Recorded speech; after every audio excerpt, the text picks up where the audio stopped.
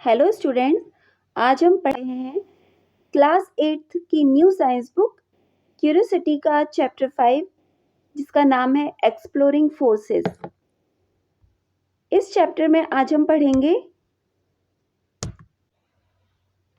What are the different types of forces. Forces कितने types के होते हैं? फोर्सेस दो टाइप के होते हैं, contact forces and non contact forces. तो सबसे पहले हम कॉन्टैक्ट फोर्सेस के बारे में पढ़ लेते हैं। In many situations, we find that to apply a force on an object, physical contact is necessary between our body and the object. कई परिस्थितियों में हमने ये देखा है कि किसी ऑब्जेक्ट पर फोर्स अप्लाई करने के लिए उस ऑब्जेक्ट और हमारी बॉडी के बीच में फिजिकल कांटेक्ट होना ज़रूरी होता है. This contact can be direct, such as using our hands or other body parts, और indirect such as using a stick और रोप. ये जो कांटेक्ट है ये डायरेक्ट हो सकता है या फिर इनडायरेक्ट हो सकता है. जब डायरेक्ट का मतलब है कि हमारे जो बॉडी है और वो ऑब्जेक्ट जिस पर हम फोर्स अप्लाई कर रहे हैं, दोनों के बीच में डायरेक्ट कांटेक्ट है. और ये इनडायरेक्ट कांटेक्ट भी हो सकता है, जैसे हमने कोई स्टिक या किसी रस्सी को पकड़कर फोर्स लगाया हो किसी ऑब्जेक्ट पर. Forces of this type, which act only when there is physical contact between the objects, are called contact forces.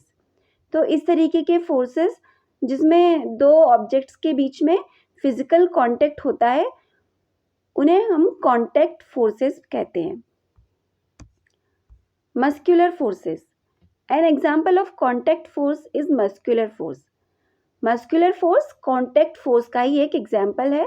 When we perform any physical activity such as walking, running, lifting, pushing, jumping or stretching, the force is caused by the action of muscles in our body.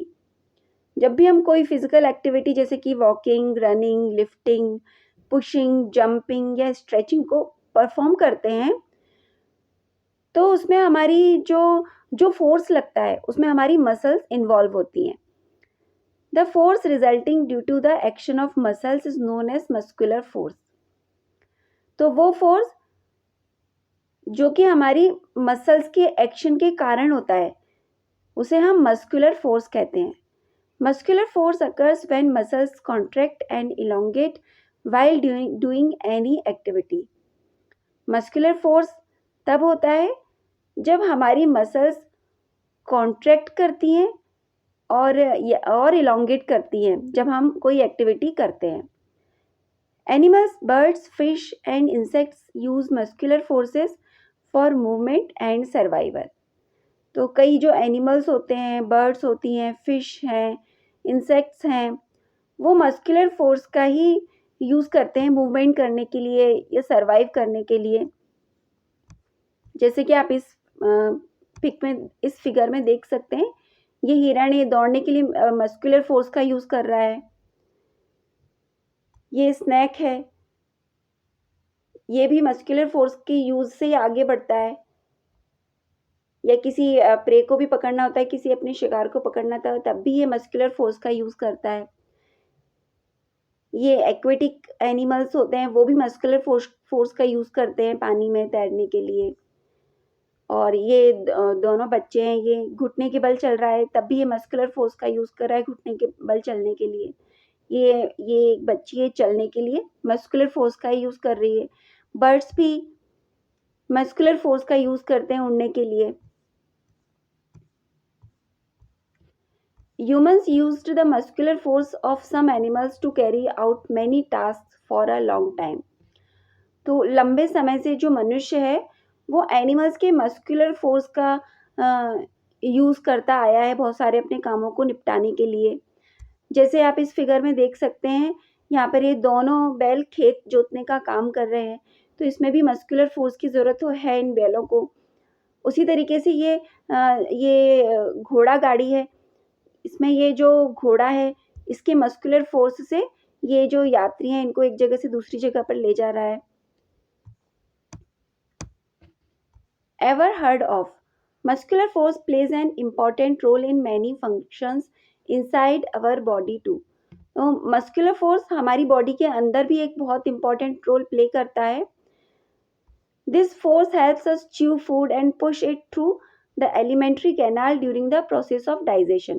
तो digestion की process के दौरान जब हमारे अंदर हमारे शरीर में खाना पचता है उस समय, तो हम जब हम खाना चबाते हैं उस समय भी मस्कुलर फोर्स हेल्प करता है खाने को चबाने के लिए. और चबा हुआ खाना जब हमारी एलिमेंट्री कैनाल में नीचे जाता है तब भी मस्कुलर फोर्स की ज़रूरत पड़ती है खाने को नीचे पहुंचाने के लिए. The expansion and contraction of our heart muscles allows the blood to circulate in our body, a process essential for survival.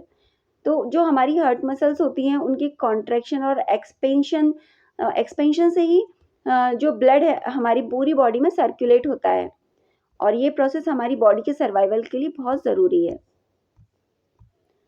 Next contact force का एग्जाम्पल है friction. A ball rolling on a flat ground stops on its own after some time. एक ball जो कि flat ground पर role कर रही है वो कुछ देर के बाद अपने आप रुक जाती है. If we stop pedaling our bicycle on a flat road, it slows down and comes to a stop. जब हम एक फ्लैट रोड पर अपनी बाइसिकल को पैडल से चलाते हैं तो ये, और फिर उसके बाद जब हम पैडल मारना बंद कर देते हैं तो ये अपने आप ही धीमी होने लगती है और फिर धीरे धीरे रुक जाती है. If the road is rough it stops sooner than on a smoother road. यदि रोड खुरदुरी है तो जो बाइसिकल है वो जल्दी रुक जाती है, जबकि स्मूथ रोड पर बाइसिकल को रुकने के लिए थोड़ा टाइम लगता है. You must have come across many such experiences. आपने अपने जीवन में ऐसे कई एक्सपीरियंसेस देखे होंगे या उनको फील किया होगा. What causes the change in the speed of objects in such situation? तो इन परिस्थितियों में ऐसी क्या चीज़ है जिससे इन चीज़ों की जो स्पीड है वो चेंज हो जाती है. जैसे साइकिल है उसकी स्पीड कम हो जाती है जब वो खुरदरी सतह पर चलती है, जबकि वो जब स्मूथ सरफेस पर चलती है तो वो थोड़ा सा टाइम लेती है रुकने के लिए. ऐसा क्यों होता है? We have learned earlier that a force is essential to change the speed of an object. हमने ये पहले ही पढ़ा है कि किसी ऑब्जेक्ट की स्पीड को चेंज करने के लिए फोर्स ज़रूरी होता है. However, in all these situations, no force appears to be acting on the objects, yet their speed gradually decreases and they come to a stop after some time. लेकिन हमने ये जो सारी सिचुएशंस देखी इनमें हमने देखा कि ऑब्जेक्ट पर किसी भी प्रकार का कोई फोर्स हमें लगता हुआ दिख नहीं रहा है, लेकिन फिर भी ये सारे ऑब्जेक्ट्स धीरे धीरे अपनी स्पीड को कम कर लेते हैं और फिर एक टाइम के बाद ये जो ऑब्जेक्ट हैं वो रुक जाते हैं. Is it possible that some force is indeed acting on them?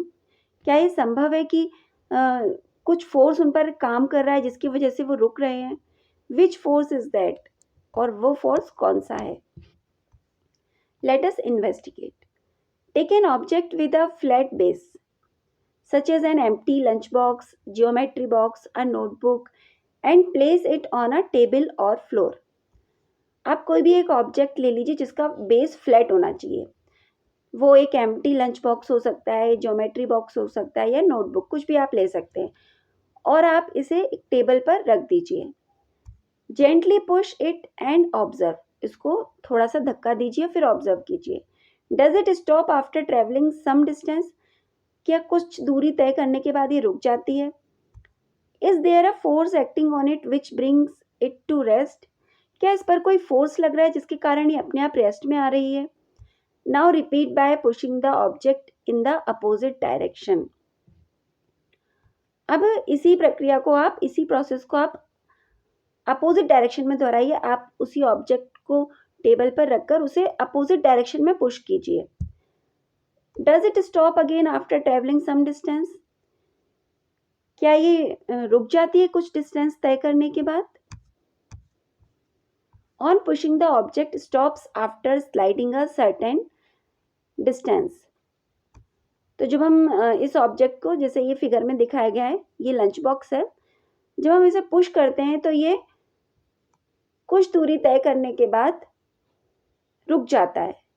This must be due to a force acting between the surfaces of the sliding object and the table or floor which are in contact. तो कोई ना कोई force ज़रूर इस lunch box के surface के नीचे और जो टेबल है उसकी सरफेस में कोई फोर्स ज़रूर ऐसा काम कर रहा है जिसके कारण ये लंच बॉक्स अपने आप रुक जाता है. This force must be acting on the object in a direction opposite to its direction of motion. और ये जो फोर्स है ये इस लंच बॉक्स के अपोजिट डायरेक्शन में वर्क कर रहा है, तभी तो ये लंच बॉक्स रुक जाता है. This force is what brings the object to a stop. और यही वो फोर्स है जिससे ऑब्जेक्ट रुक रहा है, ये लंच बॉक्स रुक रहा है. The force that comes into play when an object moves और tries to move over another surface is called the force of friction और simply friction.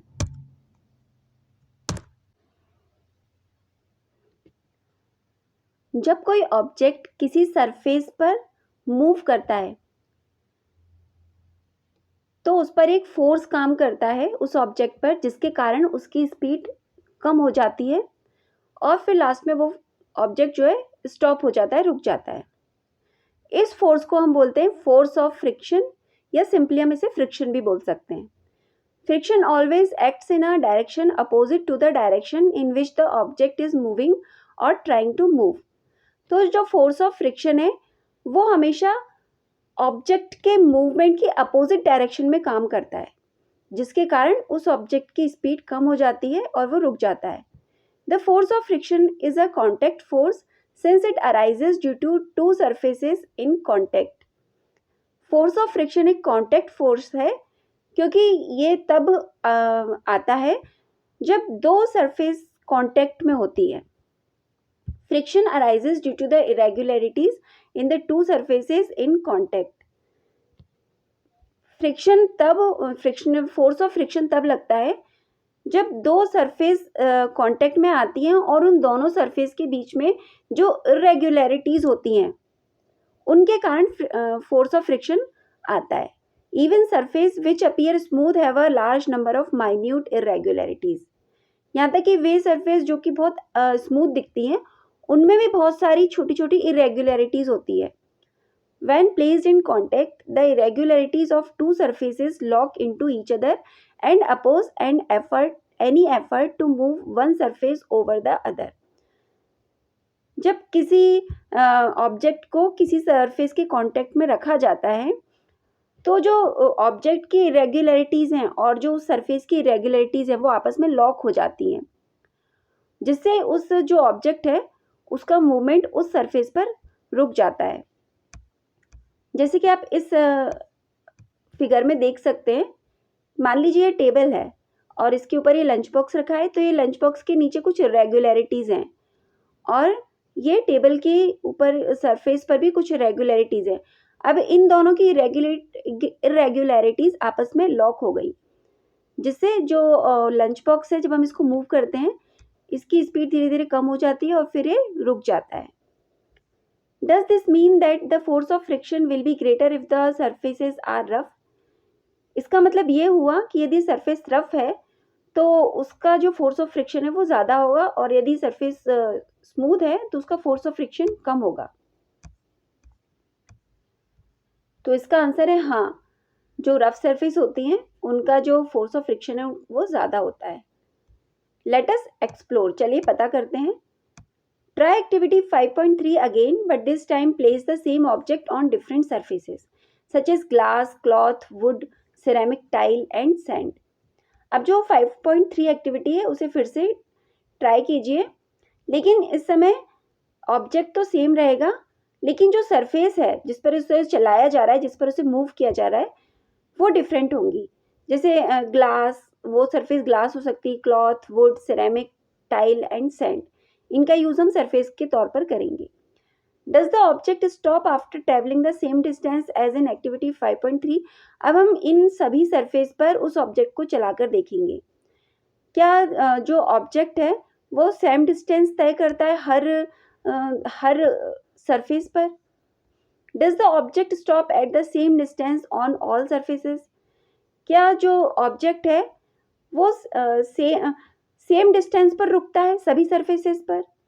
For different surfaces, the object stops after moving different distances. So we can say that the force of friction depends upon the nature of the surfaces in contact. Different surfaces पर जब हम किसी object को चलाते हैं तो वो different distance तय करता है। इसका मतलब ये हुआ कि जो फोर्स ऑफ फ्रिक्शन है वो उस सरफेस के नेचर पर डिपेंड करता है जिस पर उस ऑब्जेक्ट को रखा गया है। Friction is greater on rough surfaces. Rough surface का फ्रिक्शन ज़्यादा होता है। A step further, does the force और friction act only if the objects are moving on solid surfaces. तो क्या फोर्स ऑफ फ्रिक्शन तभी लगता है जब कोई ऑब्जेक्ट किसी सॉलिड सरफेस पर मूव करता है? What about objects moving through liquids and gases. Liquid और गैसेस पर चलने वाले ऑब्जेक्ट के बारे में क्या? Air, water and other liquids also exerts force of friction on the objects moving through them. तो एयर और वाटर में भी जो ऑब्जेक्ट चलते हैं तो एयर वाटर भी अपना कुछ फोर्स ऑफ फ्रिक्शन उस ऑब्जेक्ट पर लगाते हैं। Hence the objects such as aeroplanes, ships, boats or high speed trains are designed with specific shapes to reduce the force of friction due to the air or water around them. इसीलिए जो object जैसे कि aeroplane, ship, boat या जो high speed train है उनको कुछ specific shape के साथ डिज़ाइन किया जाता है जिससे जो फोर्स ऑफ फ्रिक्शन है उन पर कम लगे, जो कि वाटर और एयर उन पर लगाते हैं फोर्स ऑफ फ्रिक्शन वो कम लगे। Thank you.